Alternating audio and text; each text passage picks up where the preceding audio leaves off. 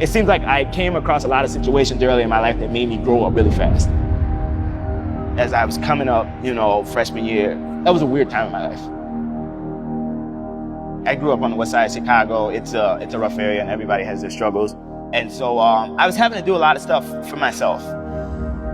It was like, hey, you gotta make this happen. Nobody else is gonna make it happen. I take that same mentality to wrestling. When you're out there on this mat in that circle for 6 minutes, nobody's gonna make it happen but you. I guess you could say my personal life with what I know from wrestling. I feel like there's nothing that I'll encounter in this world that'll be too hard for me. I love wrestling because I feel like wrestling saved my life. In 1955, Muhammad Ali walked into a police athletic league gym and it changed the course of history, right? That's what Beat the Streets is trying to do. We're basically bringing wrestling to the city. We're trying to give these kids the same opportunities that we've had. We have youth wrestling clubs. We have high school regional training centers. It's a really structured, organized curriculum and program. I always start every demonstration I do with, who here has wrestled before? And I say, everyone has wrestled. You've got brothers, sisters, cousins. Maybe not on the mat, maybe not with rules, but I haven't met a kid yet that doesn't enjoy wrestling. Team number 1.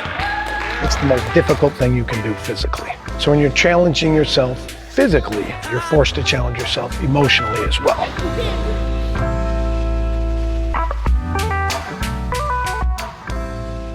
The discipline you learn during your time in wrestling transcends the rest of life.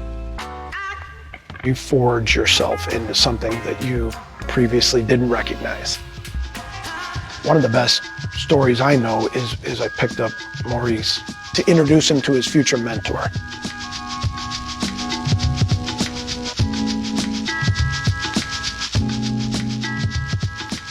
Dan Bill, he was like, hey, he greeted me so good. I never saw nobody ever smile that way. I never saw nobody shake their hand that way. I never felt that type of energy that he was giving me. The coaches that are involved are going to treat your kids like their own. And they're gonna challenge them, but they're gonna love them, and they're gonna expect them to progress. But you're going a little too far and your hip is way away. One of the things Maurice said to me was, I can't tell you how grateful I am for all the time that Coach Veer spent with me. And I thought, man, that's why we're here.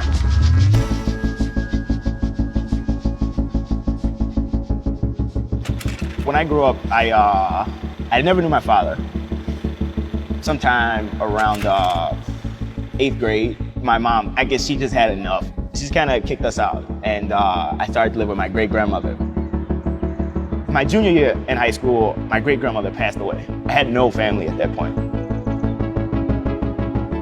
But the coaches, they stepped up, calling me, checking on me, and that stuff went a long way for me. I don't know if they ever, looked at it like that they had a big impact on me, but forever indebted to those guys.